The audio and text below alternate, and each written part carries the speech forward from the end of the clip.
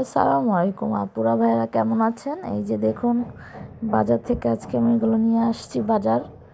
আজকের বাজারে আছে আমার এই যে টমেটো, বেগুন, ফুলকপি, মাছ দিয়ে রান্না করব।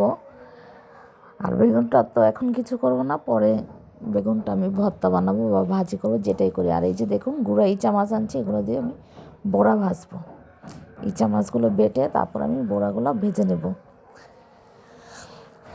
এই বড়াটা খেতে খুবই টেস্ট। এটা অবশ্য সামুদ্রিক ইচা মাছ। আর এই যে দেখুন, এখানে আমি তরকারি রান্না বসিয়ে দিয়েছি। আমার আগের মাছ ভাজা ছিল, সেই মাছ ভাজা দিয়ে আমি তরকারিটা রান্না করব। আর এই যে দেখুন, এখানে ফুলকপি কেটে ধুয়ে রেখেছি। ফুলকপিগুলো দিয়ে এই যে ফাইনাল লুক দেখতে পাচ্ছেন, কত মজা ইয়াম্মি দেখা যাচ্ছে। আমার রান্না প্রায় শেষ। তো ভিডিওটি ভালো করে লাইক করে দেবেন। আল্লাহ হাফিজ।